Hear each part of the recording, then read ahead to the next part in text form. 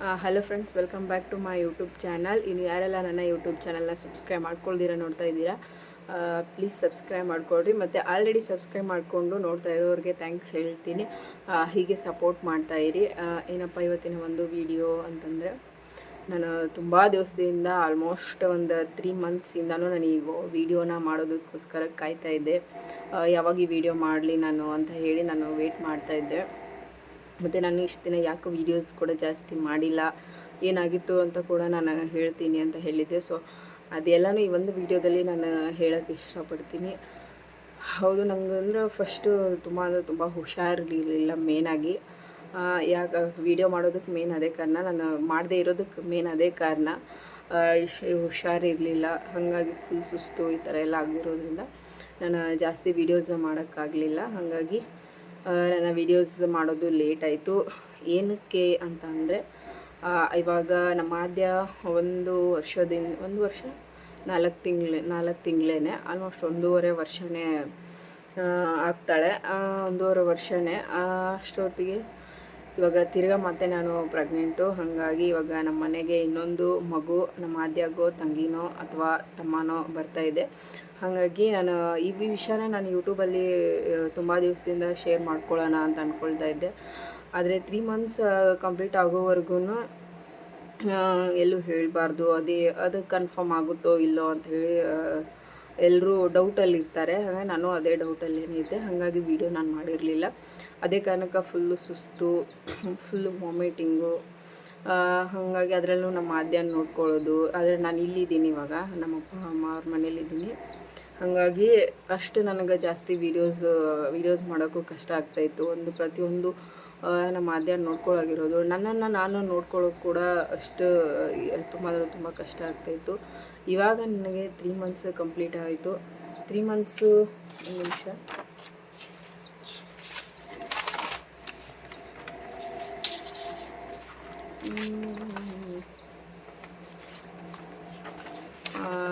First ನಾನು 1.5 ತಿಂಗಳಲ್ಲೇ ನನಗೆ ಗೊತ್ತಾಗಿದ ತಕ್ಷಣ ನಾನು ನಂಬೋಕ್ಕೆ ಆಗಿಲ್ಲ ನನಗೆ ಇವಾಗ ಇಷ್ಟು ಬೇಗ ಪ್ರೆಗ್ನೆಂಟು ಅಂತ ಹೇಳಿ. ನನಗೆ ಫಸ್ಟ್ ಮಗು ಆದಾಗೂ ಕೂಡ, ಫಸ್ಟ್ ನಾನು ಪ್ರೆಗ್ನೆಂಟ್ ಆದಾಗೂ ಅಷ್ಟೇ, ಸ್ಕ್ಯಾನಿಂಗ್ ಮಾಡಿಸೋವರೆಗೂ ನನಗೆ ಕನ್ಫರ್ಮ್ ಇರಲಿಲ್ಲ ನಾನು ಪ್ರೆಗ್ನೆಂಟು ಅಂತ ಹೇಳಿ.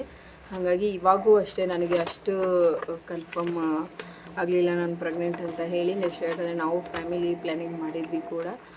ಹಾಗಾಗಿ ಆಮೇಲೆ ನಮ್ಗೆ ಏನು ಅನ್ನಿಸ್ತು ಅಂತಂದರೆ, ಓಕೆ ಇವಾಗ ನಾವು ತುಂಬ ಗ್ಯಾಪ್ ಕೊಟ್ಟರೆ, ಒಂದು ಮಗು ಫುಲ್ ದೊಡ್ಡದಾದ್ಮೇಲೆ ನಾವು ಇನ್ನೊಂದು ಮಗು ಮಾಡಿಕೊಂಡ್ರೆ ಅವಾಗ ನಮಗೆ ತುಂಬ ಕಷ್ಟ ಆಗುತ್ತೆ.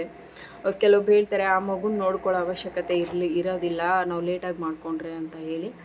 ಬಟ್ ಏನಂದರೆ, 2 ಮಕ್ಕಳು ಒಂದೇ ಸತಿ ಬೆಳ್ಕೊಂಡು ಹೋಗ್ಬಿಡ್ತವೆ. ಇವಾಗ ನೆಕ್ಸ್ಟ್ ನಾವು ಸ್ವಲ್ಪ, ಇವಾಗ ಒಂದು ಮಗು ಫುಲ್ ದೊಡ್ಡದಾಗೋಷ್ಟರಲ್ಲಿ ನಾವು ಸ್ವಲ್ಪ ಎಲ್ಲೋ ಕೆಲ್ಸಕ್ಕೆ ಹೋಗ್ತಾ ಇರ್ತೀವಿ, ಇಲ್ಲ ನಾವು ಸ್ವಲ್ಪ ಆವಾಗ ಏನೋ ಸ್ಟ್ರಾಂಗ್ ಆಗಿ ಇರ್ತೀವಿ. ಆವಾಗ ಮತ್ತೆ ತಿರ್ಗಾ ವೀಕ್ ಆಗೋದು, ಮತ್ತು ನಾವು ಸ್ಟ್ರಾಂಗ್ ಆಗೋಕ್ಕೆ ತುಂಬ ಟೈಮ್ ತೊಗೊಳ್ತಿದೆ. ಹಾಗಾಗಿ ಇವಾಗ ಆಲ್ರೆಡಿ ಸ್ವಲ್ಪ, ಇವಾಗ ನನಗೊಂದು ಮಗು ಆಗಿರೋದ್ರಿಂದ ಸ್ವಲ್ಪ ಆಲ್ರೆಡಿ ಗ್ಯಾಪ್ ಇದೆ. 1 ವರ್ಷ ಅಂದರೂ ಗ್ಯಾಪ್ ಇದೆ. ಪರವಾಗಿಲ್ಲ ಅಂತ ಅನ್ನಿಸ್ತು. ಫಸ್ಟ್ ಸ್ಟಾರ್ಟಿಂಗ್ ನಾನು ಇವಾಗ ಫಸ್ಟು ಪ್ರೆಗ್ನೆನ್ಸಿಲೂ ಅಷ್ಟೇ ನಾನು ಅಷ್ಟು ಖುಷಿಯಾಗಿತ್ತು. ಸ್ಟಾರ್ಟಿಂಗ್ ಎಲ್ಲರಿಗೂ ಖುಷಿಯಾಗಿರ್ತಿದ್ದೆ. ಬಟ್ ಆಮೇಲೆ ಸ್ವಲ್ಪ ಪರಿಸ್ಥಿತಿ ಭಾಳ ಅಂದರೆ ಭಾಳ ಕಷ್ಟ ಇರೋದ್ರಿಂದ ಓಕೆ ಫಸ್ಟ್ ಬೇಬಿ ಬೇಡ ಅಂತ ಹೇಳಿ ಡಿಸೈಡ್ ಮಾಡಿದ್ವಿ. ಆದಮೇಲೆ ಎಲ್ಲರೂ ಇಲ್ಲ ಫಸ್ಟ್ ಮಗು ಆಗಲಿ, ಯಾಕಂದರೆ ಎಷ್ಟೋ ಜನಕ್ಕೆ ಮಕ್ಕಳಾಗಲ್ಲ, ಒಂದು ಮಗು ಆಗಲಿ, ಅದಾದಮೇಲೆ ಬೇಕಂದರೆ ನೀವು ಸೆಕೆಂಡ್ ಬೇಬಿನ ತುಂಬ ಲೇಟಾಗಿ ಮಾಡಿಕೊಡ್ರಿ ಅಂತ ಹೇಳಿ ಎಲ್ಲೂ ಮನೆಯಲ್ಲಿ ದೊಡ್ಡವರೆಲ್ಲ ಹೇಳಿರೋದ್ರಿಂದ ಸರಿ ಅಂತ ಹೇಳಿ ನಾವು ಫಸ್ಟ್ ಮಗು ಮಾಡ್ಕೊಂಡ್ವಿ. ಬಟ್ 2ನೇ ಮಗುಗೂ ಅಷ್ಟೇ ನಾವು ಪ್ರೆಗ್ನೆಂಟು ಅಂತ ಹೇಳಿ ಗೊತ್ತಾದಮೇಲೆ ನಾನು ಬೇಡ ಅಂತಲೇ ಡಿಸೈಡ್ ಮಾಡಿದ್ದು. ನಂಗೆ ಖುಷಿಗಿಂತ ಸ್ವಲ್ಪ ಅಂದರೆ ಏನಂದರೆ ನೋವೇ ಜಾಸ್ತಿ ಆಗಿರೋದು, ಒಂದು ಸ್ವಲ್ಪ ಬೇಜಾರು ಆಯಿತು. ಬೇಜಾರು ಅಂತಂದರೆ ಮಗು ಆಗ್ತಿರೋದಕ್ಕೆ ಅನ್ನೋದಕ್ಕಿಂತ ಇವಾಗ ಈ ಮಗುನ ಹೆಂಗೆ ನೋಡ್ಕೊಳ್ಳೋದು. ಇವಾಗ ಆಲ್ರೆಡಿ ನಾನು ತುಂಬ ವೀಕ್ ಇದ್ದೀನಿ. ಮತ್ತು ಹಿಂಗೆ ಮೇನಾಗಿ ನಾನು ಭಯ ಪಟ್ಟಿದ್ದಂದರೆ ಆ ಸಿಸೇರಿಯನ್ ಕೋಣೆ ಒಳಗಡೆ ಹೋಗೋದು, ಈ 9 ತಿಂಗಳ ಮಗುನ ಹೋಟೆಲ್ ಇಟ್ಕೊಂಡು ಮೇಂಟೈನ್ ಮಾಡೋದು, ಫಸ್ಟ್ ಒಂದು ಮಗುನ ನೋಡಿಕೊಂಡು. ಮೇನಾಗಿ ನನಗೆ ಫಸ್ಟ್ ಪ್ರೆಗ್ನೆನ್ಸಿಲೂ ಅಷ್ಟೇ ತುಂಬ ವಾಮಿಟಿಂಗು, ಜಾಸ್ತಿ ಸುಸ್ತು. ಒಂದು 3-4 ತಿಂಗಳಂತರೂ ನಾನು ಎದ್ದೇ ಇಲ್ಲ, ಸುಮ್ಮನೆ ಮನಿಕೊಂಡಿರೋ ಕಡೆನೇ ಮನಿಕೊಂಡು. ಅವಾಗೇನೋ ಫಸ್ಟ್ ಮಗುಗಲ್ವಾ, ಏನು ಅಷ್ಟು ಏನು ನೋಡಿ ಯಾರನ್ನು ನೋಡ್ಕೊಳ್ಳೋ ಅಷ್ಟು ಅವಶ್ಯಕತೆ ಇರಲಿಲ್ಲ. ನಮ್ಮನ್ನು ನಾವು ನೋಡ್ಕೊಳ್ಳೋ ಒಂದು ಆರಾಮಾಗಿ ಏನೋ ಒಂದು ಸ್ವಲ್ಪ ಸುಸ್ತಾದರೆ ನಾವು ರೆಸ್ಟ್ ಮಾಡಿ, ವಾಮಿಟ್ ಆದರೂ ಅಷ್ಟೇ ಹೇಗೋ ಸ್ವಲ್ಪ ಮನಿಕೊಂಡು ರೆಸ್ಟ್ ಮಾಡ್ತೀವಿ. ಬಟ್ ಈ 2ನೇ ಮಗುಗೇನಂತಂದರೆ ನಮ್ಮ ಮಧ್ಯಾಹ್ನ ನಾನು ಮೇಂಟೈನ್ ಮಾಡಬೇಕು, ಮತ್ತು ನನ್ನ ಇವಾಗ ನನ್ನ ಹೊಟ್ಟೆಲಿರೋ ಮಗುನೂ ನಾನು ಮೇಂಟೈನ್ ಮಾಡಬೇಕು ಅಂತಂದರೆ ತುಂಬ ಕಷ್ಟ ಆಗ್ತೈತಿ. ನಾನು ನೋಡಿದ್ದೀನಿ ಕೂಡ, ಕೆಲವೊಬ್ರು ಎಷ್ಟು ಬೇಗ ಪ್ರೆಗ್ನೆಂಟ್ ಆಗಿರ್ತಾರೆ, ಅವರು ಇದೆಲ್ಲ ಕಷ್ಟ ಕೇಳಿದಾಗ ಕಣ್ಣಾರೆ ನೋಡಿದಾಗ ಎಲ್ಲ ನಮ್ಗೆ ಅಷ್ಟು ಗೊತ್ತಾಗಲ್ಲ ಅವರು ಕಷ್ಟ ಐತೆ, ಎಷ್ಟೊಂದು ಕಷ್ಟ ಇರುತ್ತೆ ಅಂತ ಹೇಳಿ. ಬಟ್ ಅದನ್ನು ನಾವು ಅನುಭವಿಸಿದಾಗ್ಲೇ ನಮಗೆ ಅಷ್ಟು ಈ ಥರ ಕಷ್ಟ ಇರುತ್ತಾ ಅಂತ ಹೇಳಿ ಅನ್ನಿಸ್ತು ನನಗೆ. ಇವಾಗ ಎಲ್ಲರೂ ಹೇಳ್ತಾರೆ ಸೆಕೆಂಡ್ ಮಗುಗೆ ಜಾಸ್ತಿ ವಾಮಿಟ್ ಆಗಲ್ಲ. ನಮ್ಮ ಮನೆಯಲ್ಲೂ ಅಷ್ಟೇ, ನಮ್ಮ ಹಸ್ಬೆಂಡ್ ಮನೇಲೂ ಅಷ್ಟೇ, ಎಲ್ಲರೂ ಅಷ್ಟು ವಾಮಿಟ್ ಆಗಲ್ಲ, ಅಷ್ಟು ಸುಸ್ತು ಆಗಲ್ಲ ಅಂತ ಹೇಳ್ತಾರೆ. ಬಟ್ ನಾವು ಹೇಳಿದ್ರು ಅವರು ಅಷ್ಟು ಇಲ್ಲ ನಂಗೆ ವಾಮಿಟ್ ಆಗ್ತೈತೆ ಅಂದ್ರೂ ಕೂಡ ಅಷ್ಟು ವಾಮಿಟ್ ಆಗಲ್ಲ 2ನೇ ಮಗುಗೆ ಅಂತ ಹೇಳ್ತಾರೆ. ಬಟ್ ಏನಂತಂದರೆ ಎಲ್ಲರಿಗೂ ಒಂದೇ ಥರ ಇರಲ್ಲ. ಎಲ್ಲ ಫಸ್ಟ್ ಮಗುಗೂ ತುಂಬ ಜಾಸ್ತಿ ವಾಮಿಟ್ ಆದರೆ 2ನೇ ಮಗುಗೆ ಆಗಲ್ಲ ಅಂತ ಏನು ರೂಲ್ಸ್ ಇಲ್ಲ. ಯಾಕಂದರೆ ನಾನು ಹಾಗೆ ಅಂದ್ಕೊಂಡಿದ್ದೆ, ನನಗೆ ಫಸ್ಟ್ ಮಗುಗೂ ವಾಮಿಟ್ ಇಷ್ಟೊಂದಾಗಿದೆ, ಸುಸ್ತು ಇಷ್ಟೊಂದಾಗಿದೆ, ಎದ್ದಳಕ್ಕೆ ಆಗ್ತಾಯಿಲ್ಲ, ಕುತ್ಕೊಳ್ಳೋಕ್ಕೆ ಆಗ್ತಾಯಿಲ್ಲ, ಅಷ್ಟೊಂದು ಸುಸ್ತಾಗ್ತಾ ಇದೆ ಅಂತಂದರೆ ಓಕೆ ನೆಕ್ಸ್ಟ್ ಮಗುಗೆ ನನಗೆ ಏನೂ ಆಗಲ್ಲ, ನಾನು ಆರಾಮಾಗಿರ್ಬೋದು ಅಂತ ಹೇಳಿ ಅಂದ್ಕೊಂಡಿದ್ದೆ. ಬಟ್ ಹಾಗೆ ಅಂದ್ಕೊಂಡಿದ್ದೆ. ಬಟ್ ಎಲ್ರಿಗೂ 3 ತಿಂಗಳು ಕಂಪ್ಲೀಟ್ ಆದಮೇಲೆ 3 ತಿಂಗಳು ಕಂಪ್ಲೀಟ್ ಆಗೋ ಒಳಗಡೆ ಜಾಸ್ತಿ ವಾಮಿಟಿಂಗ್ ಆಗುತ್ತೆ. ಬಟ್ ನನಗಂದರೆ ದಿನೇ ಇವಾಗ 3 ತಿಂಗಳು ಕಂಪ್ಲೀಟ್ ಆಗ್ತಾ ಸಿಕ್ಕಾಪಟ್ಟೆ ವಾಮಿಟಿಂಗ್ ಆಗೋದು, ಸುಸ್ತಾಗೋದು. ನಮ್ಮ ನಿಜ ಹೇಳ್ಬೇಕಂದ್ರೆ ನಮ್ಮ ಮಧ್ಯಾಹ್ನ ಕೂಡ ನನಗೆ ಎತ್ಕೊಂಡು ಜೋಳದಲ್ಲಿ ಕೂಡ ಹಾಕೋಕ್ಕಾಗಿಲ್ಲ. ಹೆಂಗೋ ಇಲ್ಲಿ ಸ್ವಲ್ಪ ನಾನು ಇಲ್ಲಿರೋದ್ರಿಂದ ನಾನು ಪರವಾಗಿಲ್ಲ. ಯಾಕಂದರೆ ನಮ್ಮ ಮಧ್ಯಾಹ್ನ ನಮ್ಮ ಅಪ್ಪ ಎಲ್ಲ ಹೊರಗಡೆ ಕರ್ಕೊಂಡು ಹೋಗ್ತಾರೆ. ಒಂದು 10 ಗಂಟೆಗೆ ಕರ್ಕೊಂಡು ಹೋದರೆ ಒಂದು 2-3 ಅವರ್ ಆದರೂ ಅಲ್ಲಿ ನಮ್ಮ ಅಂಗಡಿ ಹತ್ರ ಇಟ್ಕೊಂಡು ಆಟ ಆಡಿಸ್ಕೊಂಡು ಮೇಂಟೈನ್ ಮಾಡ್ತಾರೆ. ಆ ಟೈಮಲ್ಲಿ ನಾನು ಸ್ವಲ್ಪ ರೆಸ್ಟ್ ಮಾಡಿಕೊಂಡು ಆರಾಮಾಗಿ ನನ್ನ ಕೆಲಸ ಏನೈತೆ ನಾನು ಮಾಡಿಕೊಂಡು ಆರಾಮಾಗಿರ್ತೀನಿ. ಹಾಗೆ ಯೂಟ್ಯೂಬ್ ಕೂಡ ಮಾಡ್ತಿರೋದ್ರಿಂದ ಯೂಟ್ಯೂಬು ಕೂಡ ನನಗೆ ಸ್ವಲ್ಪ ಟೈಮ್ ಸಿಕ್ಕಂಗಾಗುತ್ತೆ. ನಾನು ಒಟ್ನಲ್ಲಿ ನಾನು ನಮ್ಮ ಮಧ್ಯಾಹ್ನ ನೋಡ್ಕೊಳ್ಳೋದು ನನಗೆ ಸ್ವಲ್ಪ ಕಮ್ಮಿ ಆಗುತ್ತೆ. ಯಾಕಂದ್ರೆ ನಾನು ಬರೀ ಅವಳನ್ನ ಸ್ವಲ್ಪ ಊಟ ಮಾಡಿಸೋದು, ಸ್ವಲ್ಪ ಸ್ನಾನನೂ ನಮ್ಮ ಮನೇಲಿ ಮಾಡಿಸ್ತಾರೆ. ಆದರೆ ನನಗೇನಂದರೆ ನಾನು ಮಾಡಿಸಿರೋದ್ರೇ ಸ್ವಲ್ಪ ಸಮಾಧಾನ ಆಗೋ ಥರ ಇರೋದ್ರಿಂದ ಹಾಗಾಗಿ ನಾನೇ ಒಂದು ಸ್ವಲ್ಪ ಸ್ನಾನ ಮಾಡಿಸಿ, ಮತ್ತು ಸ್ವಲ್ಪ ಅವಳಿಗೆ 3 ಹೊತ್ತು ಒಂದು 4-5 ಟೈಮು ಊಟ ತಿನ್ನಿಸಿ, ಇಲ್ಲ ನಾನು ಈ ಒಟ್ಟಿನಲ್ಲಿ ಅವರು ನಮ್ಮ ಮನೇಲೂ ತಿನ್ನಿಸ್ತಾರೆ. ಅವ್ರಿಗೆ ಏನು ಕೊಡಬೇಕು ಏನೋ ಅವ್ರಿಗಿಂತ ಹೆಚ್ಚು ನಮಗೆ ತಾಯಿಯಂದಿರಿಗೇ ಗೊತ್ತಿರುತ್ತಲ್ಲ, ಅವರು ಏನು ತಿಂತಾರೆ, ಎಷ್ಟು ತಿಂತಾರೆ, ಯಾವ ಟೈಮಲ್ಲಿ ತಿಂತಾರೆ ಅನ್ನೋದು ಕೂಡ ನಮಗೆ ಗೊತ್ತಿರೋದ್ರಿಂದ ನಾನೇ ಹಾಗಾಗಿ ಪ್ರತಿಯೊಂದಕ್ಕೂ ನಾನೇ ಬರೀ ಊಟ ಮಾಡೋಕ್ಕೆ ಮಾತ್ರ, ನಾನು ಊಟ ಮಾಡಿಸೋದಕ್ಕಾಗಿರಲಿ, ಊಟ ಮಾಡಿಸೋದಕ್ಕೆ ಮಾತ್ರ ನಾನು ಟೈಮ್ ಕೊಡ್ತೀನಿ ಅವಳಿಗೆ. ಅದು ಬಿಟ್ಟರೆ ಎಲ್ಲ ಎತ್ಕೊಳ್ಳೋದಾಗಿರಲಿ ನಮ್ಮ ಅಪ್ಪ ಅಮ್ಮ ಅಂಗಡಿ ಹತ್ರನೇ ನೋಡ್ಕೊತಾರೆ. ನನಗೆ ಸ್ವಲ್ಪ ಫುಲ್ ಆರಾಮಾಗಿ ರೆಸ್ಟಾಗಿ ಇದ್ದೀನಿ. ಇವಾಗ ನಾನು ವಿಡಿಯೋ ಮಾಡಬೇಕು ಅಂತ ತುಂಬ ದಿವಸನೇ ಅನ್ಕೊತಾ ಇದ್ನಲ್ಲ, ಹಾಗಾಗಿ 3 ಮಂತ್ಸ್ ನನಗೆ ನಿನ್ನೇನೋ ಕಂಪ್ಲೀಟ್ ಆಗಿರೋದ್ರಿಂದ ಓಕೆ 3 ಮಂತ್ಸ್ ಕಂಪ್ಲೀಟ್ ಆಗಿದೆ. ಇವಾಗ ವೀಡಿಯೋ ಮಾಡೋಣ. ಇವಾಗೂ ಕೂಡ ನನಗೆ ವೀಡಿಯೋ ಮಾಡೋದು ಕೂಡ ಕಷ್ಟನೇ, ಯಾಕಂದರೆ ಅಷ್ಟು ಸುಸ್ತಾಗ್ತೈತೆ. ಇವಾಗ ನಮ್ಮ ಮಾಧ್ಯಮ ಮನಿಕೊಂಡವಳೆ. ಓಕೆ ನಾನು ಎಲ್ಲ ಯೂಟ್ಯೂಬಲ್ಲಿ ನಾನು ಎಲ್ಲ ವೀಡಿಯೋಸೂ ನಾನು ಶೇರ್ ಮಾಡ್ಕೊಳ್ತಾ ಇದ್ದೀನಿ. ನಂದು ಏನಾಗ್ತಾಯಿದೆ ನನ್ನ ಲೈಫಲ್ಲಿ ಅನ್ನೋದನ್ನು ಕೂಡ ಎಲ್ಲ ನಾನು ಯೂಟ್ಯೂಬಲ್ಲಿ ಶೇರ್ ಮಾಡ್ತಾಯಿದ್ದೀನಿ. ಹಾಗಾಗಿ ಇದನ್ನು ಕೂಡ ನಾನು ಇದನ್ನು ಮಾಡ್ಕೋಬೇಕು ಅಂತ ಹೇಳಿ ತುಂಬ ದಿವಸದಿಂದ ಅಂದ್ಕೊಳ್ತಾ ಇದ್ದೆ. ಹಾಗಾಗಿ ಈ ಒಂದು ವಿಡಿಯೋನ ನಾನು ಮಾಡೋಣ ಅಂತ ಹೇಳಿ ಮಾಡ್ತಾಯಿದ್ದೀನಿ. ಕೆಲವೊಬ್ಬರು ಅನ್ಕೋಬೋದು, ಯಾರು ಇಲ್ಲ ನಮ್ಮ ರಿಲೇಷನ್ನಲ್ಲೇ ಅಥವಾ ಎಲ್ಲೋ ಒಟ್ಟಿನಲ್ಲಿ ಅನ್ಕೋಬೋದು ಇಷ್ಟು ಬೇಗ ಮಗು ಬೇಕಾಗಿತ್ತಾ ಅಂತ ಹೇಳಿ ಅನ್ಕೋಬೋದು. ಯಾಕಂದರೆ ನೀವು ಅನ್ನೋರು ಯಾರು ನಮ್ಮ ಮಗುನ ಬಂದು ನೋಡ್ಕೊಳ್ಳಲ್ಲ. ಯಾಕಂದರೆ ನಮ್ಮ ಮನೇಲೆ ನಾವೇ ನೋಡ್ಕೋಬೇಕು. ಫಸ್ಟ್ ಮಗುನೂ ನಾವೇ ನೋಡ್ಕೋಬೇಕು, ಸೆಕೆಂಡ್ ಮಗುನೂ ನಾವೇ ನೋಡ್ಕೋಬೇಕು, ನಮ್ಮನ್ನು ನಾವು ನೋಡ್ಕೋಬೇಕು. ಹಾಗಾಗಿ ಅದನ್ನೆಲ್ಲ ಹೇಳೋ ಅವಶ್ಯಕತೆ ರೈಟ್ಸ್ ಕೂಡ ಯಾರಿಗೂ ಇಲ್ಲ. ಇಷ್ಟು ಮಗು ಬೇಗ ಯಾಕೆ ಮಾಡ್ಕೊಂಡ್ರಿ, ಮತ್ತು ಎಲ್ಲದಕ್ಕೂ ಮಾತಾಡ್ತಾರೆ ಜನ. ಇಷ್ಟು ಬೇಗ ಮಾಡ್ಕೊಂಡ್ರೆ ಇಷ್ಟು ಬೇಗ ಮಾಡ್ಕೊಂಡ್ರೆ. ಇವಾಗ ನನ್ನ ಫಸ್ಟ್ ಮಗುಗೂ ಅಷ್ಟೇ, ನಾನು ಫಸ್ಟ್ ಸ್ಟಾರ್ಟಿಂಗ್ ಪ್ರೆಗ್ನೆನ್ಸಿ ಆಗಿದ್ದ ತಕ್ಷಣ ಇಷ್ಟು ಬೇಗ ಮಗುನ ಮಾಡ್ಕೊಳ್ತಿದ್ದಾರಾ ಅಂತ ಕೂಡ ಅಂತಂದರು. ಮತ್ತು ಇವಾಗ ನಾನು ಕೆಲವೊಬ್ರು ಲೇಟಾಗಿ ಮಗುನ ಮಾಡ್ಕೊಂಡಿರೋದು ಕೂಡ ನಾನು ನೋಡಿದ್ದೀನಿ. ಅವ್ರ ಕಡೆಯೂ ಏನು ಇಷ್ಟು ಬೇಗ ಮಗುನ ಮಾಡ್ಕೊಳ್ಳೋದು, ಬೇಗ ಯಾಕೆ ಮಗು ಆಗಿಲ್ಲ. ಓಕೆ ಮಗು ಆದ್ರೂ ಒಂದು ಪ್ರಾಬ್ಲಮ್ಮು, ಆಗಿಲ್ಲ ಅಂತಂದರೂ ಕೂಡ ಒಂದು ಪ್ರಾಬ್ಲಮ್ ಇದ್ದೇ ಇರುತ್ತೆ. ಅದೆಲ್ಲ ಏನಂತಂದರೆ ಕೆಲವೊಬ್ಬರು ಅವ್ರಿಗೇನು ಅನಿಸುತ್ತೋ ಅವ್ರ ಲೈಫಲ್ಲಿ ಅವ್ರವ್ರ ರೂಲ್ಸ್, ಅವ್ರವ್ರ ರೈಟ್ಸ್, ಅವರು ಒಟ್ಟಿನಲ್ಲಿ ಇದನ್ನು ಅವರು ತಗೊಳ್ತಾರೆ. ಬೇರೆ ಯಾರೂ ಅದಕ್ಕೆ ಮಾತಾಡೋ ಹಕ್ಕು ಯಾರಿಗೂ ಇರಲ್ಲ. ಫಸ್ಟ್ ಮಗುಗೆ ನಾನು ಪ್ರೆಗ್ನೆಂಟ್ ಆದಾಗ ನಾನು ಜಾಸ್ತಿ ಹತ್ಕೊಂಡು ವಾಮಿಟ್ ಆದ್ರೂ ಹತ್ಕೊಳ್ಳೋದು, ಸುಸ್ತಾದರೂ ಹತ್ಕೊಳ್ಳೋದು, ಬೇರೆ ಯಾರಾದರೂ ಏನಾದರೂ ಅಂದರೂ ಹತ್ಕೊಳ್ಳೋದು, ಬರೀ ಎಲ್ಲದಕ್ಕೂ ಏನಂದರೆ ನಾನು ಹತ್ತುನೇ ಸಮಾಧಾನ ಮಾಡ್ಕೊಳ್ತಾ ಇದ್ದೆ. ಹಾಗಾಗಿ ನಾನು ಆ ಒಂದು ಮಿಸ್ಟೇಕ್ನ ಈ ಪ್ರೆಗ್ನೆನ್ಸಿಲಿ ನಾನು ಮಾಡಬಾರ್ದು. ಈ ಪ್ರೆಗ್ನೆನ್ಸಿ ಮಾತ್ರ ನಾನು ಆರಾಮಾಗಿ ಹ್ಯಾಪಿಯಾಗಿ ಇದ್ದರೆ ಮಾತ್ರ ನಮ್ಮ ಮಗು ಕೂಡ ಹ್ಯಾಪಿಯಾಗಿರ್ತೈತಿ. ಯಾಕಂದರೆ ಫಸ್ಟ್ ಮಗುಗೆ ನಾನು ಜಾಸ್ತಿ ಹತ್ತಿರೋದ್ರಿಂದ, ಹಾಗಾಗಿ ಅವಳು ಇವಾಗೂ ಅಷ್ಟೇ ಎಷ್ಟು ಅಳ್ತಾಳೆ ಅಂದರೆ ಅವಳು ಅಳೋದ್ರಿಂದನೇ ನನಗೆ ಜಾಸ್ತಿ ಇರಿಟೇಷನ್ ಆಗೋದು, ಕೋಪ ಬರೋದು. ಇವಾಗೂ ಅವಳು ಯಾರ ಹತ್ರನೂ ಹೋಗಲ್ಲ, ಅಷ್ಟು ಅಳ್ತಾಳೆ. ಅದು ಇವಾಗಂತಲ್ಲ, ನಾವು ಕೆಲವೊಬ್ರು ಹೇಳ್ತಾರೆ ನೀವು ಫಸ್ಟಿಂದನೇ ಎಲ್ಲರ ಹತ್ರನೂ ಶೇರಾಗಿ ಬಿಡಬೇಕು ಅಂತ ಹೇಳಿ. ಇಲ್ಲ, ಅವಳು ಫಸ್ಟ್ ಹುಟ್ಟಿದಾಗಿಂದನೂ ನನ್ನ ಮಗಳು ಫಸ್ಟಿಂದನೂ ಹಾಗೆ ಇರೋದು.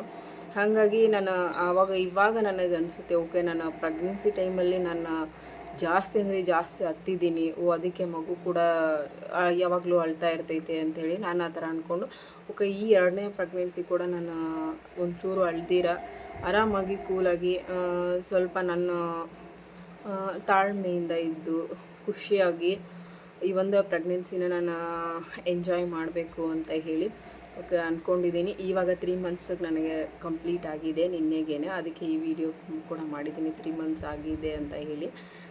ನನ್ನ ಸ್ಕ್ಯಾನಿಂಗು ಕೂಡ ತೋರ್ಸೋಕ್ಕೆ ಇಷ್ಟಪಡ್ತೀನಿ. ಈ ಒಂದು ಏನಂದರೆ 3 ಮಂತ್ಸ್ ಸ್ಕ್ಯಾನಿಂಗು. ಓಕೆ, ನನ್ನ ಈ ಪ್ರೆಗ್ನೆನ್ಸಿನ ನಾನು ಎಂಜಾಯ್ ಮಾಡಬೇಕು ಅಂತ ಹೇಳಿದ್ದೆ. ಈ 3 ಮಂತ್ಸ್ ಅಂತೂ ನನಗೆ ಒಂಚೂರು ಎಂಜಾಯ್ ಮಾಡೋಕ್ಕಾಗಿಲ್ಲ. ಯಾಕಂದರೆ ಫುಲ್ಲು ಸುಸ್ತು, ಫುಲ್ಲು ವಾಮಿಟ್ ಇರೋದ್ರಿಂದ ಮೇನಾಗಿ ನಾನು ಓಕೆ ಇವಾಗ ಫುಲ್ಲು ಭಯ ಅಂತಂದರೆ ಆ ಸಿಸೇರಿಯನ್ ಕೋಣೆ ಒಳಗಡೆ, ಅದಾದಮೇಲೆ ಸೆಕ್ಷನ್ ಆದಮೇಲೆ ಎಷ್ಟು ಪೇನ್ ಇರುತ್ತೆ. ಆಲ್ಮೋಸ್ಟ್ 2 ಸೆಕ್ಷನ್, ನಂದು ಫಸ್ಟು ಆಗಿರೋದು ಸೆಕ್ಷನ್. ಹಾಗಾಗಿ ಇವಾಗ ಸೆಕೆಂಡೂ ಸೆಕ್ಷನ್ನೇ ಆಗೋದು.